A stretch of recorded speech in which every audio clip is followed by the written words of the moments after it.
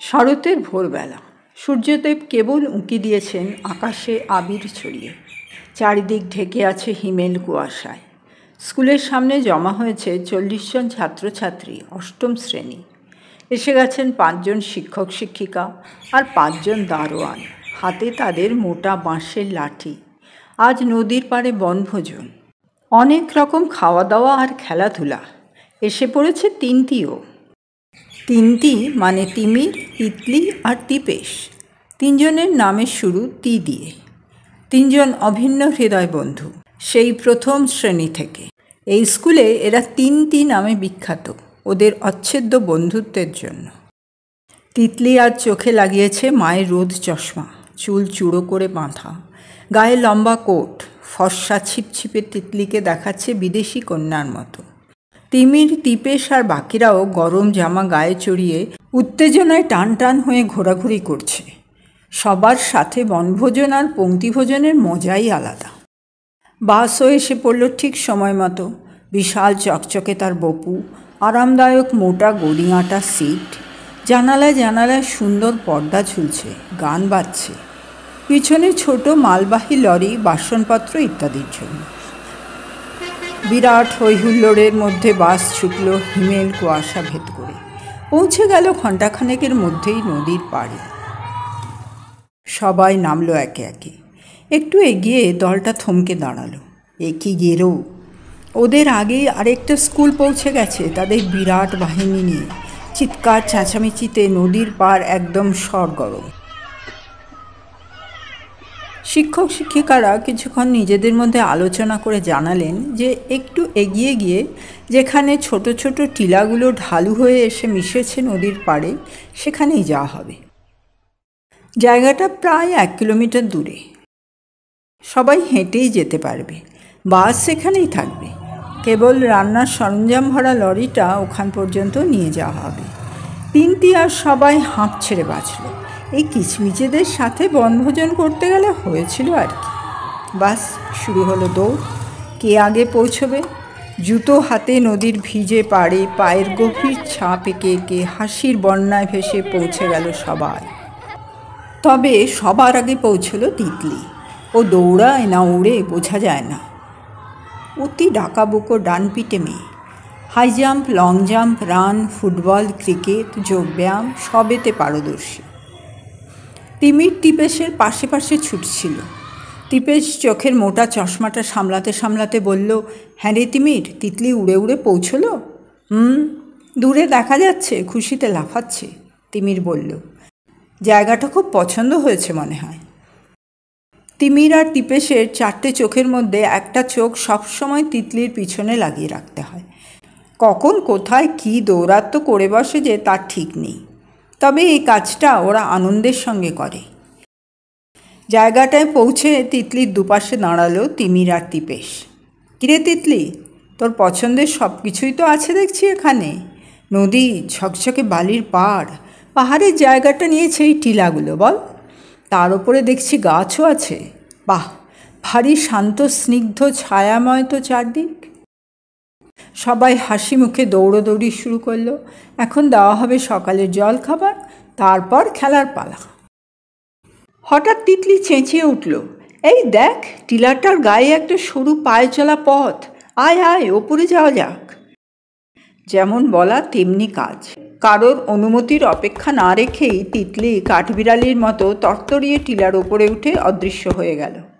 তিপেশ গম্ভীর গলায় বলল, এবার বকা খাবে তিতলি দিদিমণিদের কাছ থেকে। চল ওকে নামিয়ে আনি। ওরা দুজন উঠে যে দৃশ্য দেখল সেটা মনোমুগ্ধকর বললে কম বলা হয়। 20-25 হাত দূরে একটা বড় অমলতাস গাছ অসময়ের ফুলে ভরে আছে। তার হলুদ রঙের ফুলের স্তবকগুলো ঝুলে আছে মাটির দিকে, আর সকালে সূর্যের হলুদ আলোয় স্নান করে এক অপার্থিব সৌন্দর্য ধারণ করেছে। সবাই মন্ত্রমুগ্ধের মতো তাকিয়ে রইল গাছটার দিকে। হঠাৎ বিকট কুকুরের চিৎকারে সম্বিত ফেলল তিনটির। গাছটার ঠিক তলায় একটা বিরাট ঢিবির মতো, আগাছা আর জঙ্গলে ঢাকা। আর কুচকুচে কালো রঙের কুকুরটা ঠিক ঢিবিটার সামনে দাঁড়িয়ে বিকট ঘেউ ঘেউ করছে। ওটার পিছনে শুকনো কাঁটা গাছের স্তূপ, ঢিবিটার সামনের দিকে একটা গর্তের মতো, সেখানেই যেন কাঁটা গাছগুলো গুঁজে রাখা। আরে, এটা এলো কোথা থেকে? চারিপাশে তো জনমানুষের দেখা নেই। তিতলি বলল, জংলি কুকুর নাকি? বলতে বলতে তিপেশ দুপা এগিয়ে গেল ঢিবিটার দিকে। নাক মুচকে কিছু শুঁকতে চেষ্টা করলো। তিপেশের চোখ মোটা চশমায় ঢাকা হলে কি হবে, ওর শ্রবণ শক্তি আর ঘ্রাণ শক্তির তুলনা হয় না। ও যেন কিছুর একটা গন্ধ পেয়েছে। তিমির আর তিতলি দুটো শুকনো ডাল কুড়িয়ে নিয়ে তিপেশের দুপাশে গিয়ে দাঁড়ালো। কুকুরটা হঠাৎ তেড়ে এলে আত্মরক্ষা করতে হবে তো। তিপেশ কুকুরটার বিকট ঘেউ ঘেউ উপেক্ষা করেই আরও এক পা এগিয়ে গেল ঢিবিটার দিকে। শুঁকতে লাগলো আরও মনোযোগ দিয়ে। এবার কুকুরটা হিংস্রভাবে দাঁত বার করে গোঁ গোঁ আওয়াজ করতে লাগলো, ঠিক যেন লাফ মেরে তিপেশের ঘাড়ে পড়বে। তিমির আর তিতলি টান মেরে তিপেশকে সরিয়ে আনলো। কুকুরটা ভয়ঙ্কর হিংস্র আর অত্যন্ত বলশালী। এমন সময় রামদাস কাকা তার লাঠি হাতে উঠে এলো ওপরে। তাকে দেখে কুকুরটা একটু থমকে গেল। এ কি দাদা দিদিরা, কি করছো এখানে? রামদাস কাকা বলল, দিদিমণি তোমাদের খুঁজছে, চলো নিচে চলো, তাড়াতাড়ি চলো। অগত্যা তিনটি নিচে নেমে এলো। তিমির ঘাড় ঘুরিয়ে দেখে বলল, কুকুরটা কাঁটা ঝোপের তলা দিয়ে গুঁড়ি মেরে ঢিবিটার ভেতর গিয়ে ঢুকলো রে। নিচে এসে খাবার দাবার আর খেলায় মেতে গিয়ে ওরা সব কিছু ভুলে গেল। কিন্তু তিপেশের কপালের দুটো ভাঁজ আর সোজা হলো না। বালি দিয়ে ঘর বানাতে বানাতে তিমির বলল, তিপেশ, বলতো তোর মনে কি চলছে তখন থেকে? ওই ঢিবি আর কুকুরটার ব্যাপারটা ভুলতে পারছিস না, তাই নয়? ব্যাপারটা যা দেখা যাচ্ছে তা কিন্তু নয়, তিপেশ গম্ভীর গলায় জবাব দিল। তিতলি বলল, হ্যাঁ, কুকুরটার ঘেঘেউটা অদ্ভুত ধরনের, ভীষণ হিংস্র। মনে হচ্ছিল ঠিক যেন কাউকে প্রোটেক্ট করছে। হয়তো ঢিবির গর্তে ওর বাচ্চারা রয়েছে। বলেই জোরে মাথা নাড়ল। না না, তা কী করে হবে? কুকুরটা তো ছেলে কুকুর, ও তার বাচ্চাদের দেখাশোনা করবে গর্তের ভিতর বসে, এটা তো হতে পারে না। তিমির বলল, আমি আরও দুটো পয়েন্ট বলছি শোন। 1 নম্বর, শুকনো কাঁটা গাছের ঝাড়ের কিছু কিছু জায়গা দড়ি দিয়ে বাঁধা। কেউ যেন ইচ্ছে করে একটা স্তূপ বানিয়ে ওই গর্তটার মুখে গুঁজে রেখেছে। আর 2 নম্বর, ঢিবিটার পাশে আমি একটা দুমড়ানো সিগারেটের প্যাকেট পড়ে থাকতে দেখেছি, অবশ্য পুরনো। ঢিবিটার ভেতরটা মনে হয় ফাঁপা, গুহা টাইপের। কোনো সাধু সন্ন্যাসী গোছের কেউ হয়তো ওই গুহার ভিতরে বসে বা গর্তের ভিতরে বসে একান্তে জপ ধ্যান করে। বা কোনো গ্রামবাসী, না, গ্রামবাসী তো এখানে এসে বাসা বাঁধবে না এত নির্জন জায়গায়।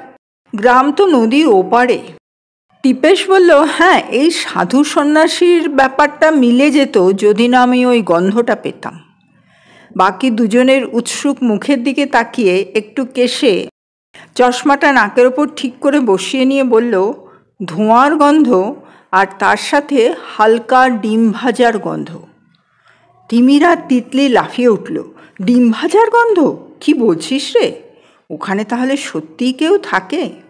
সকালে ব্রেকফাস্ট করে ঘুরতে বেরিয়েছে আর কুকুরটাকে পাহারাতে রেখে গেছে। তিমির নিজের মনেই বলতে থাকলো, ওখানে গ্রামের লোক থাকার সম্ভাবনা খুব কম। ভিখারি আর সাধু সন্ন্যাসীরা ডিম ভাজা খায় না। তবে তবে কে ওখানে থাকতে পারে যে সবার চোখের আড়ালে থাকতে চায়? তিতলি পরিষ্কার ভাষায় প্রকাশ করে দিল, মানে বল, চোর, জোচ্চোর, ডাকাত, লুটেরা, জেল পালানো আসামি, এরা, তাই তো? তিমির চিন্তিত মুখে বলল, মনে তো হচ্ছে তাই, তবে আরেকবার ঢিবিটা দেখতে পেলে খুব ভালো হতো। ওর কথা শেষ হতে না হতেই তিতলি লাফিয়ে উঠল।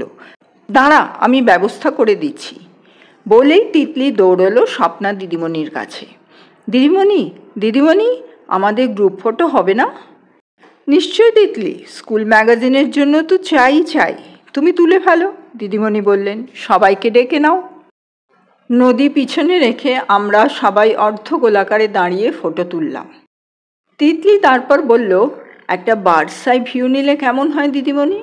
মনে হবে যেন ঠিক ড্রোন থেকে তোলা হয়েছে। ওই টিলাটার ওপর গিয়ে তুলি। ঠিক আছে তিতলি। দিদিমণিও খুব উৎসাহিত হয়ে পড়লেন। খুব ভালো হবে। তবে তোমার সাথে একজন দারোয়ান যাবে, তুমি একা যাবে না। এবার তিতলির প্ল্যান বোঝা গেল। এই তালে ও ডিবিটার গোটা কয়েক ফটোও ক্লিক করে নেবে। তিতলি টিলার ওপর দাঁড়িয়ে সবার ফটো তুলল, তারপর অদৃশ্য হয়ে গেল। তিমির চতুর্দিকে তার সেন চক্ষুর লক্ষ্য রাখছিল। হঠাৎ চোখে পড়ল ওপারে অনেকগুলো বাঁধা নৌকার মধ্য থেকে একটা নৌকা তীর বেগে এগিয়ে আসছে। স্পষ্ট দেখা যাচ্ছে দুজন লোক, মাথায় বাঁধা লাল সাদা গামছা বা কাপড়, আসছে ওদেরই দিকে। তিতলি এখনও ফিরছে না। দীপেশ, চট করে ব্যাগ থেকে তোর ফোনটা নিয়ে তিতলিকে ফোন কর, বল এক্ষুনি নিচে আসতে। তিমির নৌকাটার থেকে চোখ না সরিয়েই বলল। দীপেশ দৌড়লো ব্যাগের দিকে। ফোন হাতে নেওয়ার আগেই দেখা গেল বিজয় গর্বে আর হাসি মুখে তিতলি আর দারোয়ান পায়ে চলা পথ বেয়ে নেমে আসছে। নৌকা ততক্ষণে এসে পৌঁছেছে প্রায় পাড়ের কাছে। তিমির দৌড়ালো তিতলির দিকে, ফিসফিস করে বলল, তিতলি, নিজের ভুল বদলে ফেলে দলের সঙ্গে মিশে বসে পড় এক্ষুনি। একটা নৌকা আসছে, তোকে টিলার ওপর চড়তে দেখেছে কিনা জানি না, সাবধানের মার নেই। ক্ষিপ্র হাতে তিতলি চূড়া বাঁধা চুল খুলে ফেলে মুখের একপাশ ঢেকে দিল, চোখে রোদ চশমা, গায়ের কোট খুলে পুরে ফেললো ব্যাগে, তারপর সবার সাথে বসে পড়ল মাথা ঝুঁকিয়ে। নৌকোটা এসে ওদের থেকে একটু দূরে পাড়ে লাগলো। তার থেকে লাফিয়ে নেমে ওদের দিকে এগিয়ে এলো একটি লোক, আরেকটি নৌকাতেই বসে রইল। দারোয়ানেরা লাঠি হাতে সামনে এসে দাঁড়ালো। কে না কে তার ঠিক নেই।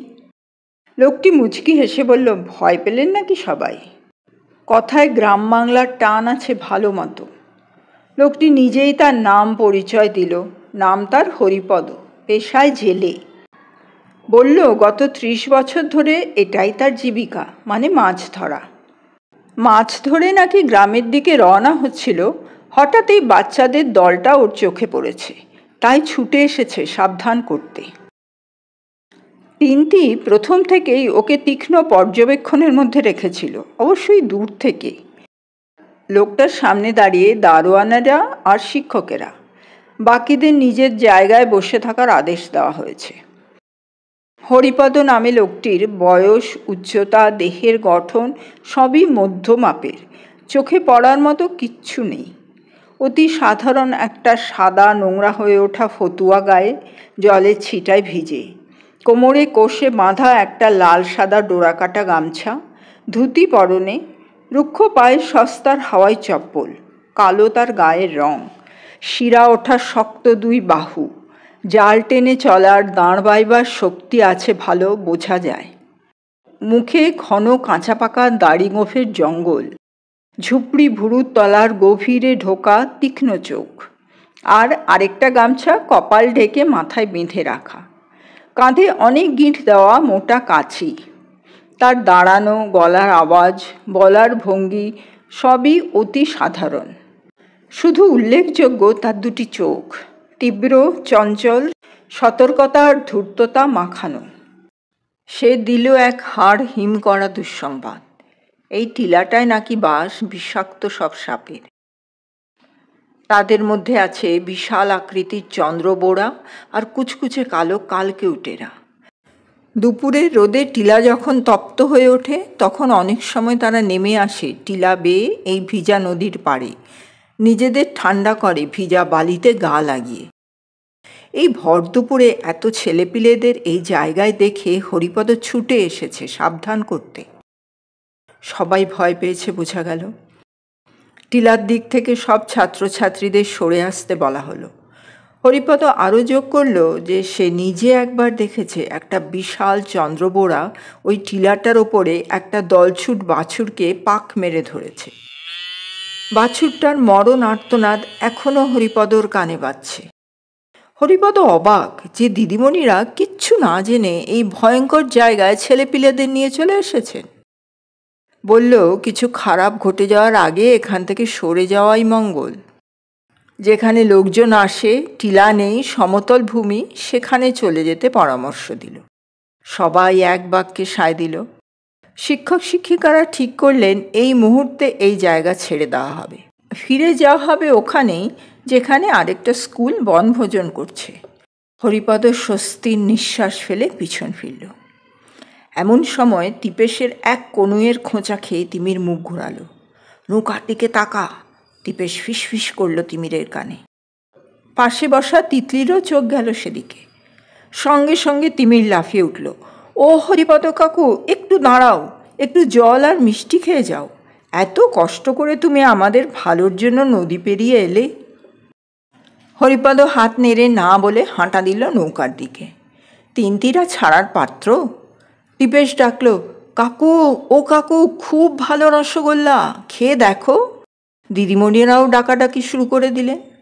তিতলি ততক্ষণে একটা বড় মাটির হাঁড়ি রসগোল্লায় ভর্তি করে ফেলেছে। তিমির আর তিপেশ এক পলকের জন্য দৃষ্টি বিনিময় করল নিজেদের মধ্যে। তারপরে হাঁড়ি নিয়ে দৌড়লো হরিপদের পেছনে। কাকু, ও কাকু! হরিপদ ফিরে দেখে বড় হাঁড়ি ভরা রসগোল্লা। দেখে আর না বলল না। দুহাত পেতে ওদের থেকে হাঁড়িটা নিয়ে নৌকায় উঠে গেল। নৌকা নিমেষের মধ্যে পৌঁছে গেল মাঝ নদীতে। তারপর সেই ফিরে যাওয়ার পালা, যেখানে ওরা প্রথম বাস থেকে নেমেছিল। হাঁড়ি ডেকচি ভরা রান্না পৌঁছলো লরিতে, আর ছাত্রছাত্রী, শিক্ষক শিক্ষিকারা পায়ে পায়ে পৌঁছে গেল। তার মধ্যেই সবার অগোচরে একটা ফোন চলে গেল থানার বড় বাবু দেবজ্যোতির কাছে। পৌঁছে গেল কিছু ফটো। দুপুরের খাওয়া দাওয়া হলো। রসগোল্লাগুলো সত্যি বড় ভালো ছিল। মাঝে যে সুরটা কেটে গিয়েছিল হরিপদর কথায়, সেটা যেন আবার জোড়া লেগে গেল। সবাই মিলে হাসি মজা, খাওয়া দাওয়া, হই চই করে শেষ করলো বনভোজন। আবার হুল্লোড়ের মধ্যে বাস ছুটল ফেরার পথে।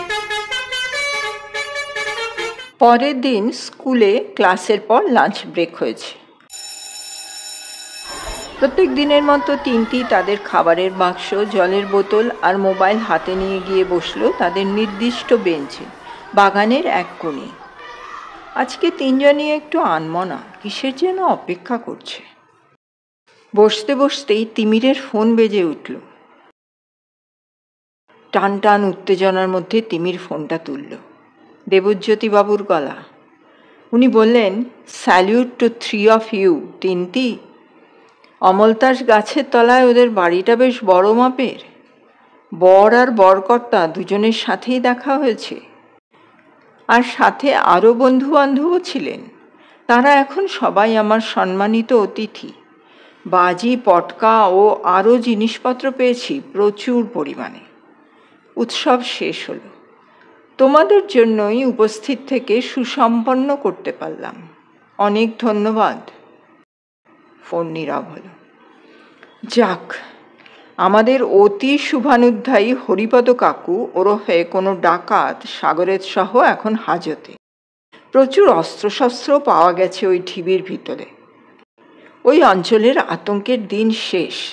তিপেশ নিঃশ্বাস ফেলে হাত পা ছড়িয়ে বলল, আচ্ছা শোন তিপেশ, তিতলি বলল, তুই তো আমাদের কনুয়ের খোঁচা মারলি, আর আমরা দেখলাম কালো কুকুরটা লাফ মেরে নৌকায় উঠছে।